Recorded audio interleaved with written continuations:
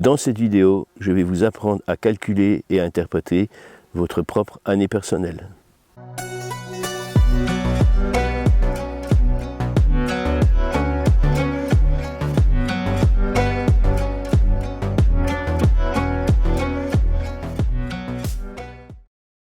Bonjour, nous allons parler aujourd'hui encore de la numérologie karmique tibétaine, mais plus exactement d'un paramètre particulier qui consiste à travailler sur le nombre de vies personnelles, de l'année personnelle.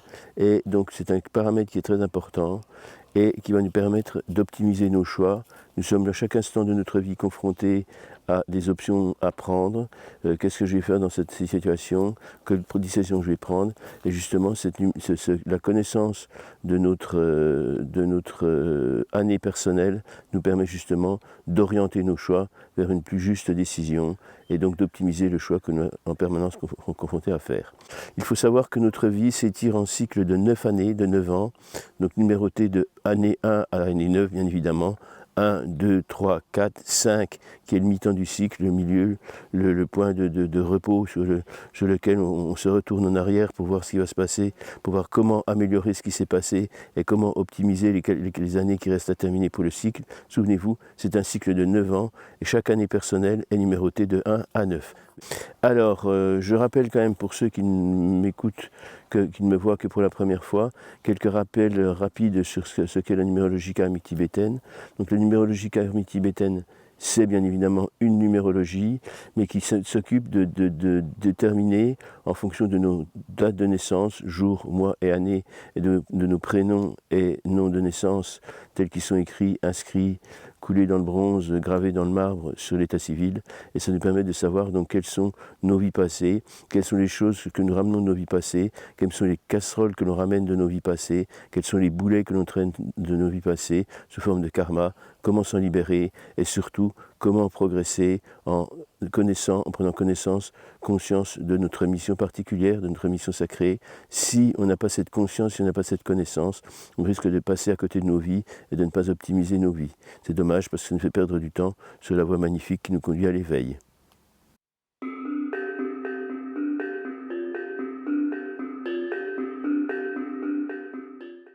Alors par rapport à ce paramètre année personnelle, il faut savoir qu'il se calcule de façon très simple. On prend 1, notre jour de naissance, 2, notre mois de naissance, et 3, on prend le chiffre, le nombre de l'année civile, de l'année calendaire en cours. Par exemple, cette année, c'est 2023, bien évidemment. Donc si vous êtes né le 30 décembre 1970 ou 80 ou autre, l'année de votre naissance, ça ne nous intéresse pas. Et par contre, donc on va prendre le 30-12, qu'on va rajouter à 2023, ça nous fait 30 et 12, 42, plus 2023, ça fait 2065, 6 et 5, 11, et 2, 13, 3 et 1, 4, nous sommes en année 4. Alors si vous voulez aller plus loin dans la connaissance de la numérologie karmique tibétaine, il y a, et surtout sur ce thème qu'on traite aujourd'hui, il y a un petit e-book qui est gratuit que vous pouvez télécharger sur notre site Phytocorsa, et ça vous permettra de mieux connaître et d'avoir sous les yeux le texte écrit donc de la numérologie karmique tibétaine, paramètres, année personnelle. Donc souvenez-vous, une année personnelle, ça nous permet d'optimiser nos choix. Des fois, nous sommes dans des situations qui nous semblent inextricables, qu'on ne sait pas gérer, et on hésite longuement. Et ça peut aider effectivement de savoir quelle est l'ambiance globale de l'année. Parce que c'est ça en fait. L'année personnelle, c'est une année en cours, en l'occurrence on est en 2023, et cette année est marquée pour chacun d'entre nous par la vibration particulière d'un chiffre donné. Et ce chiffre donné, si c'est le 4 par exemple, c'est une année vouée au travail. L'année 4, c'est une année vouée au travail. L'année 5, c'est une année vouée à l'épanouissement, à la liberté. On relève un peu la tête du guidon, on souffle un peu. L'année 9, c'est l'année effectivement d'épanouissement. On termine le cycle, donc là on fait le bilan de ce qu'on a fait de cette année 9, et on ne peut plus revenir en arrière. Déjà dès l'année 8, l'ambiance globale, le bilan est déjà à moitié fait, voire aux 3/4 fait, et l'année 9, c'est la concrétisation de tout ça. Mais on va reprendre tout ça en détail, chiffre par chiffre.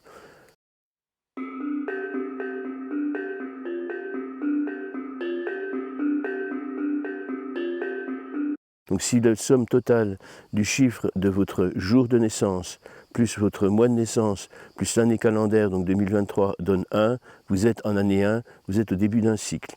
Rappelez-vous, tout le temps, et c'est une des vérités fondamentales de la numérologie karmique tibétaine, chaque chiffre a une vibration qui lui est propre, qui peut s'exprimer positivement ou négativement. C'est à nous qu'il appartient parce que nous avons quand même un libre arbitre et une liberté de choix permanente. C'est nous qui prenons les options, c'est nous qui sommes responsables. Nous devons assumer notre responsabilité. Nous sommes les maîtres de nos vies et nous avons donc le choix en permanence de choisir entre ce qui est bien et ce qui est mal, entre ce qui est juste et ce qui est injuste. En l'occurrence pour le chiffre 1, donc je vous rappelle, c'est exactement pour tous les autres paramètres dont le chemin de vie que vous connaissez déjà. Le chiffre 1, c'est l'autorité, mais une autorité légitime. C'est quelqu'un qui arrive sur Terre avec pour son chemin de vie par exemple, et c'est pareil pour son année 1, c'est cette ambiance qui va parfumer cette année en cours, donc en année 1, eh bien c'est quelque part quelque chose qui est, vous avez une responsabilité à assumer, vous avez une autorité parce que vous détenez une capacité que tout le monde n'a pas, et vous avez le devoir d'assumer cette capacité. Donc ce chiffre 1, il faut bien, c'est une année, vous avez 9 ans devant vous, vous avez 9 années devant vous pour faire quelque chose de bien.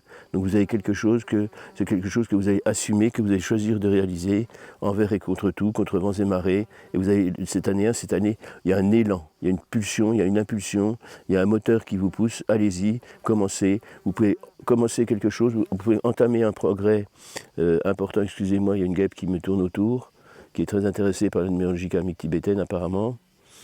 Et donc, je reviens sur mon chiffre 1, excusez-moi de cette parenthèse.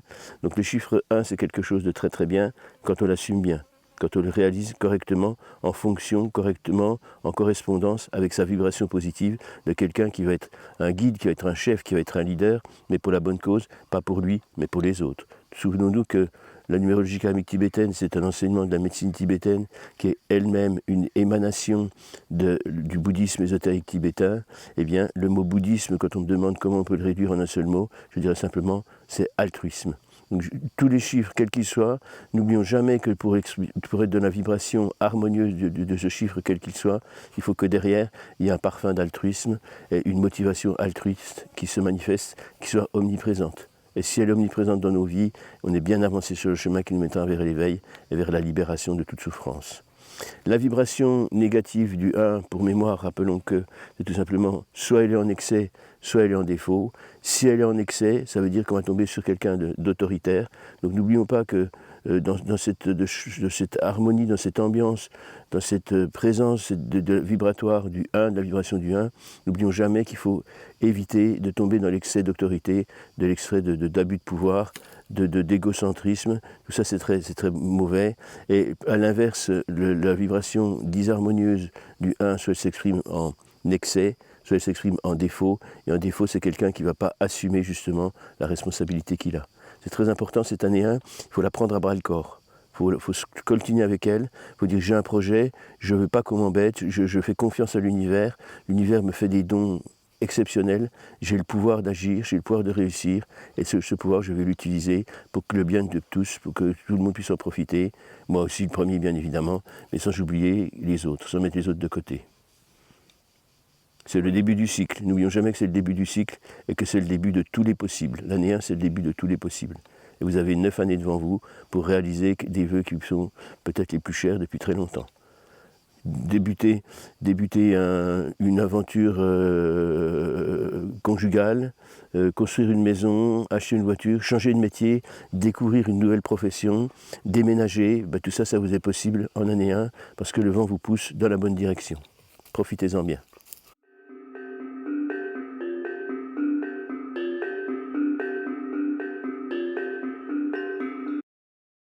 L'année 2. L'année 2, bien évidemment, et c'est un petit peu une évidence que de le dire, c'est le prolongement de l'année 1. Ça, vous n'avez pas besoin de moi pour le savoir. Donc ça veut dire que, suivant l'importance du projet que vous avez mis en chantier, il est possible qu'une seule année ne suffira pas à mettre tout ça en place. Donc vous avez jusqu'à l'année 2 et même une partie de l'année 3 pour réaliser tout ça. Souvenez-vous que l'année 2, c'est le chiffre 2, bien évidemment. Le chiffre 2, c'est le partage avec les autres, c'est l'altruisme. Souvenez-vous toujours que dans le chiffre 2, il y a toujours, comme pour tous les autres chiffres, la vibration harmonieuse. La vibration harmonieuse, c'est le partage, c'est la capacité d'être un ambassadeur, C'est la capacité d'être un intermédiaire, c'est la capacité de recevoir des messages et de les transmettre en les respectant, en respectant l'esprit. Excusez-moi. Elle est particulièrement intéressée, cette guêpe. Et donc cette année 2, c'est aussi c'est l'année qu'on va consacrer, pas forcément aux autres, mais bien mettre en place ce projet nouveau qu'on a initialisé en année 1, mais en se disant qu'il faut l'intégrer, comme je le dis souvent, il faut prendre sa place dans le trafic. Et ça c'est important, un jour ou l'autre, que ça nous arrive, ça nous tombe dessus, souvent par hasard, ou alors on fait un rêve la nuit, on a une idée le matin, ou ça peut être au travail, ça peut être à la pêche, ça peut être au restaurant, ça peut être alors qu'on a un repas de famille, ou je sais pas quoi. Et là, effectivement, tout d'un coup, vous avez cette idée-là, vous dites, mais qu'est-ce que je fais là? Pourquoi je suis là? À quoi je sers? Je ne suis pas là pour accumuler des richesses, pour accumuler le plus de plaisir possible. Je ne suis pas là que pour ça. Je suis aussi là pour aider les autres, pour m'intégrer à cette œuvre commune, à cette communauté universelle qui est celle de l'humanité, qui est celle de la vie tout simplement. Et le 2, c'est ça, bien comprendre le 2, la vibration harmonieuse du 2, c'est cette vibration. Effectivement, souvenez-vous aussi que quand on est en année 11, c'est aussi toute cette harmonie de l'année 2 qui se profile, cette puissance vibratoire du 2. Donc on est conscient de faire partie d'un tout, on est conscient de ne pas être un seul individu isolé, on arrête de se tourner autour du nombril, on arrête de faire des choses qui ne servent qu'à nous, on essaie de faire en sorte que tout se passe dans l'harmonie. On prend conscience que l'univers est là pour nous aider, que nous avons autour de nous des guides spirituels qui sont là pour nous aider. Ils ne nous imposent rien du tout, ils sont là, ils sont présents. Et le simple fait de savoir qu'ils sont présents, ça veut dire que quand on a besoin d'eux et qu'on fait la demande, qu'on rentre dans l'action, parce que ça ne tombe pas tout cuit dans le bec, il faut demander, c'est comme pour la santé physique, la santé spirituelle c'est la même chose, il faut être acteur de notre guérison. Il faut être acteur et actif dans cette guérison. Et c'est justement le 2. Ça ne veut pas dire que le 2, on laisse se passer les choses. Non, on continue à être actif, à être le moteur de notre destinée, à prendre nos destinées en main. Et là, le 2, justement, c'est, je dirais que l'année 1, c'est 1, on prend conscience du programme qu'on veut faire, du projet que l'on a. 2, l'année 2, c'est la continuité. Ce projet, on l'intègre à la communauté. C'est bien conscient, il faut être bien conscient de ça, de l'évolution de ça. Et l'année 3, ça va être le prolongement, on va le voir tout de suite. Donc cette année 2, souvenez-vous que le 2, c'est en harmonie, être en harmonie avec les autres. Alors en disharmonie, ça veut dire qu'on est en retrait par rapport aux autres. C'est un état qui peut être un état de soumission. Et en excès, c'est un état effectivement où on va aller trop loin, on va toujours se mêler des affaires des autres. On va toujours s'occuper de ce qui ne nous regarde pas, on va toujours vouloir mettre notre grain de sel, et justement il faut trouver le juste équilibre. Le 2, c'est travailler avec les autres, accepter de travailler avec les autres, travailler pour les autres, ne jamais travailler contre les autres, et ne jamais accepter que les autres travaillent pour nous, contre nous, pardon.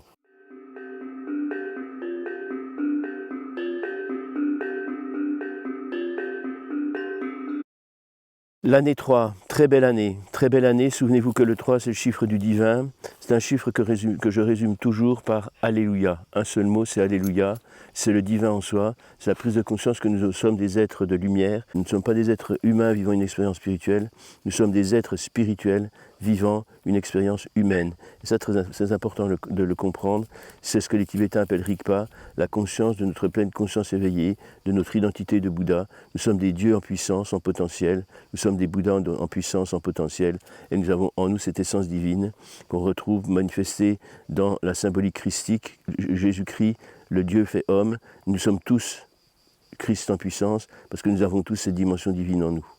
Et il faut bien comprendre que le 3, c'est aussi l'enthousiasme, littéralement, étymologiquement, enthousiasme, ça vient de en, qui veut dire dedans, et du grec tout, théos, qui veut dire Dieu. J'ai conscience d'avoir Dieu en moi, j'ai conscience d'être Dieu. Et ça, c'est formidable, parce que c'est vraiment l'enthousiasme au sens le plus noble et le plus puissant. On se sent pousser des ailes, tout simplement. Et cette année 3, année 1, initialisation d'un projet, année 2, intégration du projet dans un cadre plus vaste que soi-même. Année 3, intégration du divin dans ce projet. Et là, on est sur la voie de la réussite. C'est un chemin de vie parfait. C'est un chiffre parfait, pardon. En chemin de vie, le chemin de vie 3, c'est un chemin de vie magnifique. L'année personnelle 3, c'est une année de joie. C'est la musique de Jean-Sébastien Bach, si vous connaissez. Jésus, que ma joie demeure. Alléluia. Youpi, tout va bien. C'est formidable. Je me sens pousser des ailes et le monde m'appartient. Le monde est à moi, je peux m'intégrer dans ce monde pour en faire un monde meilleur. c'est formidable. Et il faut avoir cet enthousiasme, garder cette notion d'enthousiasme. Le 3, en vibration négative, en manque, c'est quelque chose effectivement où on va manquer de joie de vivre. On va être tristounet, on va être ronchon, on va être grognon. C'est un maximum de manque du 3, c'est la dépression, tout simplement. Donc il faut lutter contre ça en apportant de l'eau au moulin du 3, en renforçant cette vibration magnifique du 3, en ayant conscience, il faut en prendre conscience tout simplement. Et après, on devient acteur du rayonnement que celui qui a conscience du 3 va porter autour de lui. Ça marche aussi pour les années personnelles. Les années personnelles en 3, dans la continuité du 1 et du 2 harmonieux, c'est très harmonieux, c'est super harmonieux, c'est plus qu'harmonieux, c'est enthousiasmant, et le projet prend forme, l'arbre fleurit, le rosier s'épanouit en fleurs magnifiques, etc., etc. Et c'est vraiment quelque chose qui est, quand on a conscience de cette vibration magnifique, et bien quelque part, et j'ai envie de dire que contrairement à d'autres chiffres, le 3 en excès, ça n'existe quasiment pas. Le 3 ne peut pas être en excès. On ne peut pas avoir trop de divin en soi, ou alors on peut peut-être y attacher trop d'importance et peut-être oublier, peut-être perdre un peu de contact avec le sol, mais il faut toujours garder les pieds sur terre. Mais c'est le seul risque du 3, de la vibration disharmonieuse du 3 en excès.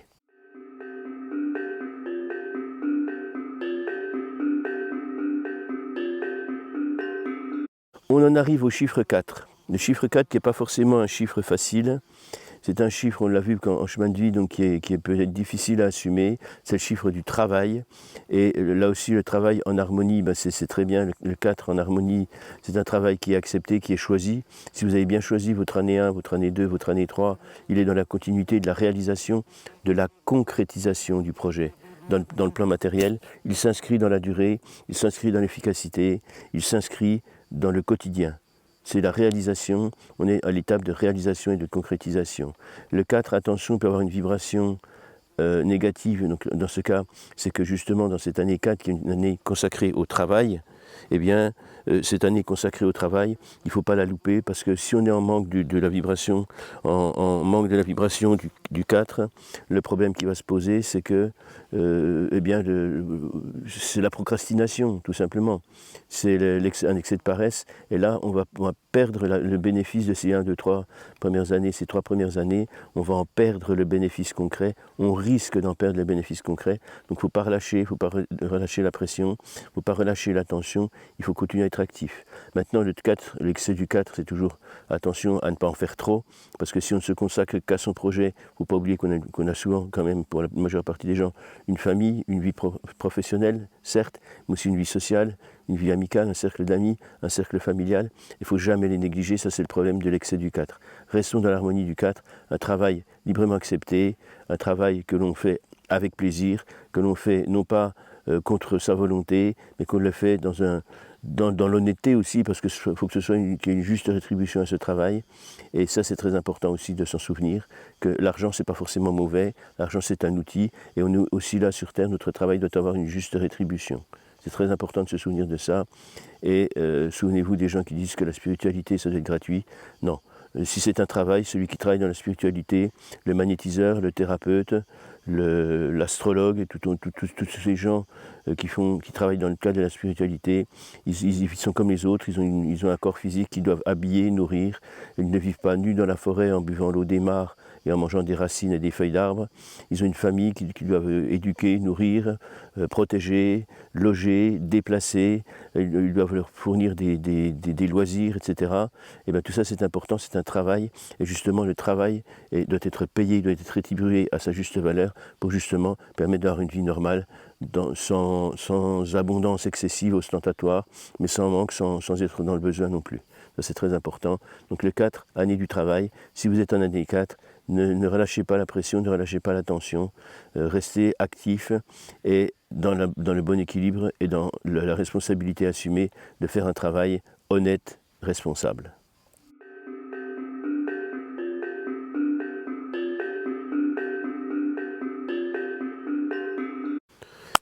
Tu sais que ça sert à rien de me faire un clap à chaque fois. Si. Non, j'avais besoin que d'un. Ah bon. Bon, ben, année 5. Bon, alors nous allons maintenant passer à l'année 5. L'année 5 est très importante. C'est le mi-temps du cycle. 1, 2, 3, 4, 5, 6, 7, 8, 9. 4 années avant, 4 années après. L'année 5, c'est le mi-temps. Et donc le milieu, c'est l'équilibre, c'est le pivot de la balance, c'est là où on commence à faire le point. Et l'année 5, c'est aussi l'année de la liberté. Après une année 4 qui a été peut-être laborieuse au sens du mot latin labor, qui veut dire le travail. En Grande-Bretagne, on parle du Labour Party, c'est-à-dire le parti travailliste. Donc le labeur, c'est le travail, c'est pas quelque chose d'harassant, c'est juste le travail quel qu'il soit.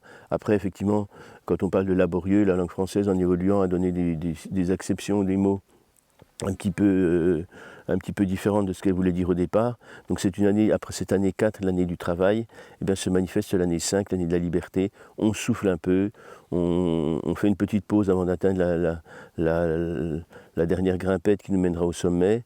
Et cette année 5, c'est une année de liberté. Alors attention, l'année de la liberté, souvenez-vous que le chiffre 5, il a une expression parfaite, très belle, dans sa vibration harmonieuse.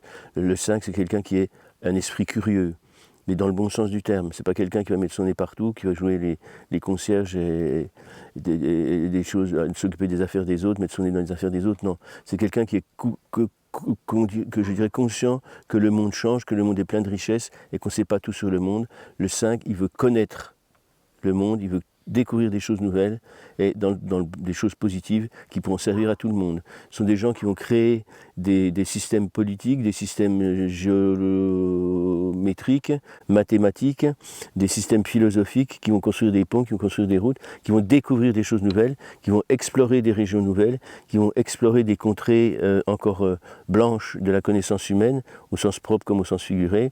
Et c'est ça qui est très important, de se souvenir que ça c'est la vibration harmonieuse, c'est toujours des découvertes qui sont profitables. Maintenant, le mauvais côté du 5, c'est quand effectivement cette liberté en excès prend le pas sur celle des autres. Comme on disait en 1968, la liberté des uns s'arrête tout comme celle des autres. Donc cette année personnelle en 5, c'est une année effectivement où on doit exprimer, découvrir, analyser tout ce qu'on a acquis depuis les 4 précédentes années, 1, 2, 3, 4, et en faire quelque chose de positif, dans la joie, dans la détente. On n'est pas aux pièces, il n'y a pas la pointeuse à actionner tous les matins, il n'y a pas de date butoir, on est dans un esprit de liberté, de détente, mais encore faut-il ne pas tomber dans la procrastination, qui est effectivement le côté négatif du 5, comme pour le 4 par exemple.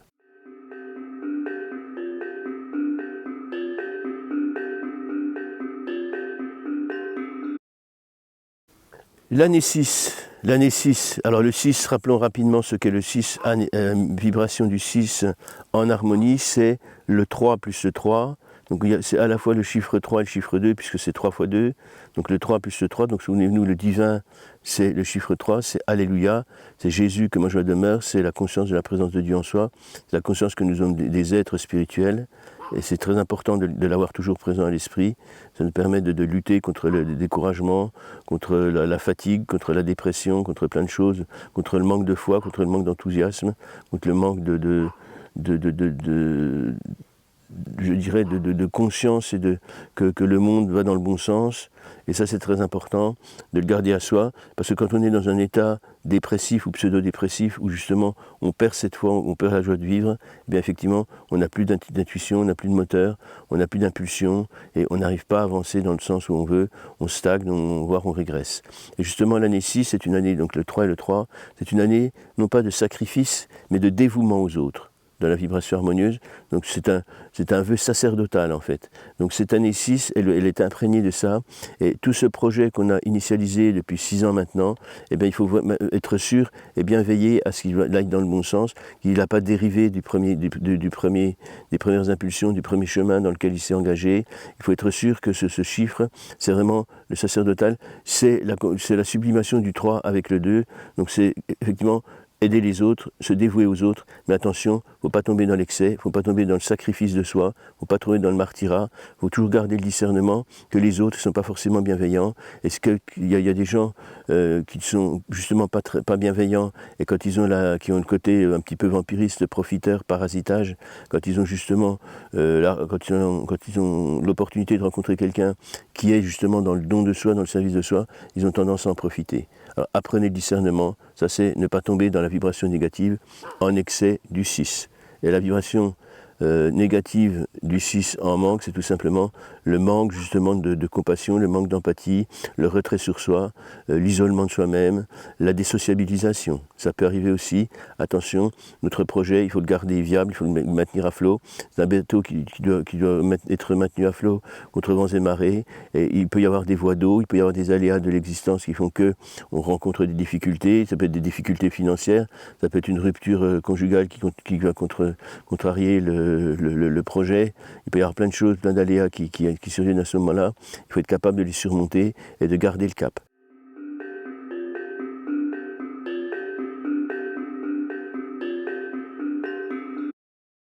Donc nous allons maintenant aborder l'année 7. Alors l'année 7, c'est une année compliquée.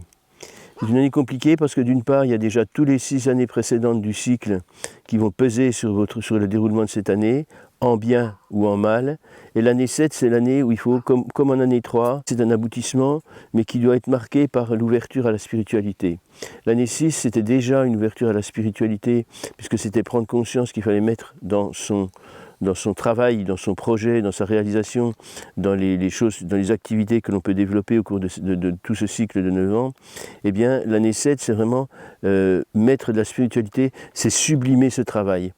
Toutes les étapes ont été faites positivement, et là maintenant il faut passer à la sublimation, à la transformation, à la transmutation de cette année, de ce projet, de cette vie, de ce quotidien, de votre vie quotidienne, dans quelque chose de meilleur, parce que de plus haut, de plus spirituel, et où justement la spiritualité va s'exprimer à chacun des moments de votre vie. Il faudrait que ce soit ça pour toutes les personnes qui vivent cette année 7, de façon à ce que le cycle continue sa lancée et fonctionne très très bien, du mieux possible. Le 7, qu'est-ce que c'est ? C'est la pyramide. J'en ai parlé dans le chemin de vie 7. Le 7, c'est la pyramide, c'est la base carrée, la matière, les 4 éléments, terre, eau, air, feu. Et cette pyramide, elle est dotée d'une base carrée, certes, mais aussi de 4 faces triangulaires, c'est le 3. Le 7, c'est le 4 et le 3.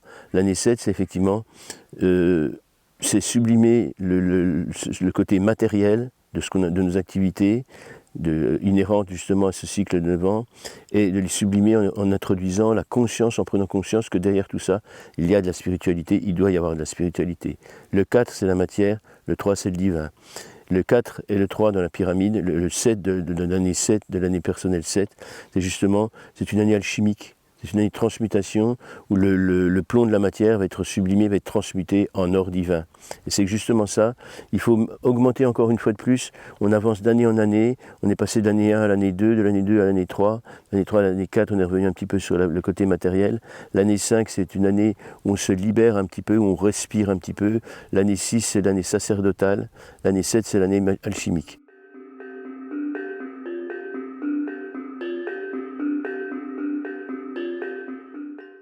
L'année 8, c'est...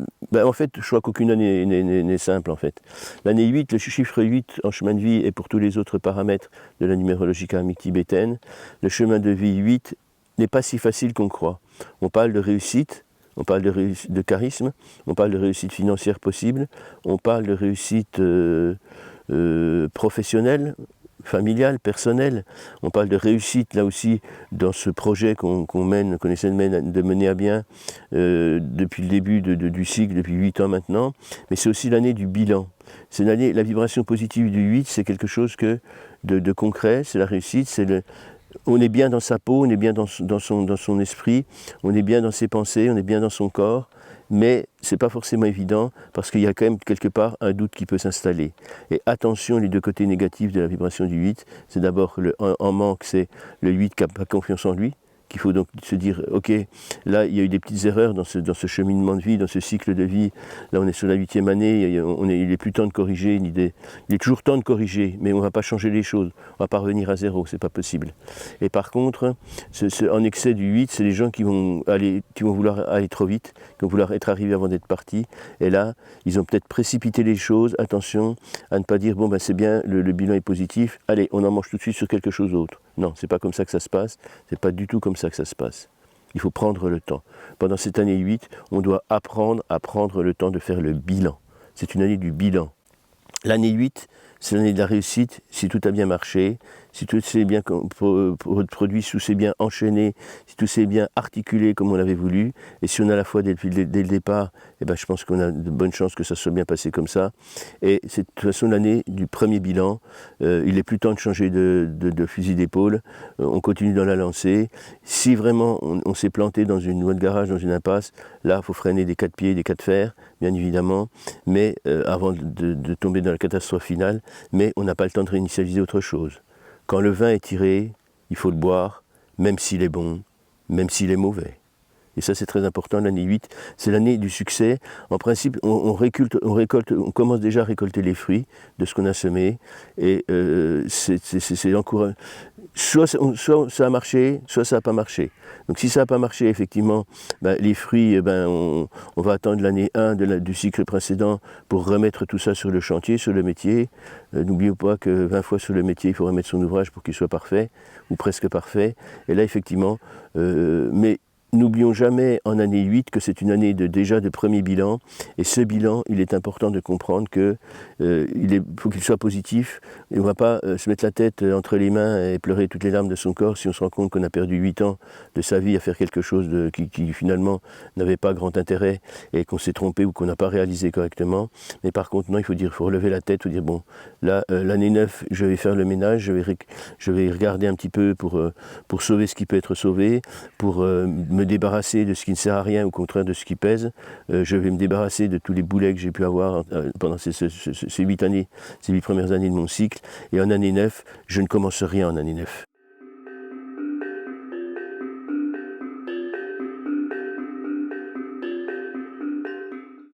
L'année 9.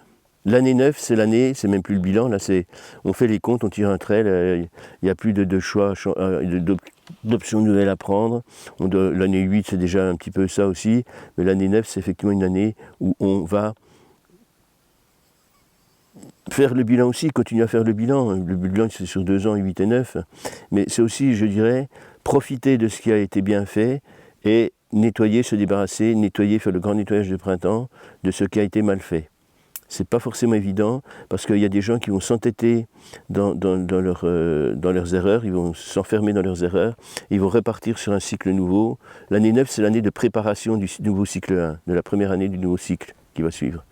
Et c'est important à comprendre qu'effectivement, on ne reste pas sur des acquis, on ne s'endort pas dans les délices de Capoue, comme on dit, on ne se jette pas à l'eau, on ne fonce pas dans le brouillard tête baissée non plus, mais on fait le bilan, on repart sur de bonnes bases. L'année 9, c'est une année de clôture, de couronnement. On referme la parenthèse, on referme le livre, on garde en mémoire tout ce qu'on a fait de bien, de positif, tout ce qu'on a fait de mal, on l'élimine, et on est prêt pour recommencer l'année suivante, une nouvelle année 1. Et cette année 1, elle doit être marquée sous le sceau de la réussite, puisque ce qu'on ait réussi, le cycle précédent, eh bien on va être dans la continuité, ou alors dans l'innovation. On peut commencer, initialiser quelque chose de nouveau, quelque chose d'inédit, pourquoi pas. Ou alors, si ça s'est bien passé dans la première année, eh bien on va continuer ce premier cycle, on va enchaîner avec un cycle suivant qui va nous emmener, là aussi, encore un petit peu plus loin, vers la voie qui nous mène vers l'éveil et vers la cessation de la souffrance. Par contre, si effectivement nous avons accumulé des erreurs, des pertes, ça peut être des pertes financières, ça peut être des pertes affectives, on peut avoir vécu un divorce, une séparation, voire un décès, ou une perte de travail, etc. Tout est possible, ce sont les aléas de la vie, donc ils sont toujours liés à des traces karmiques. Là aussi, c'est une raison de plus pour méditer pourquoi on n'a pas réussi. Et là, à ce moment-là, il faut faire en sorte que le cycle suivant, qui va succéder à ce cycle qui n'a pas apporté tout ce qu'on en espérait, voire même qui nous a fait perdre certaines choses auxquelles on tenait, eh bien, il faut que le cycle qui va commencer s'initialise sur des bonnes bases. On a nettoyé le mauvais, on a protégé, on a bien mis en évidence, on a conservé, on a bien acquis tout ce qui était positif, si le cycle s'est bien passé, et on repart pour de nouvelles aventures.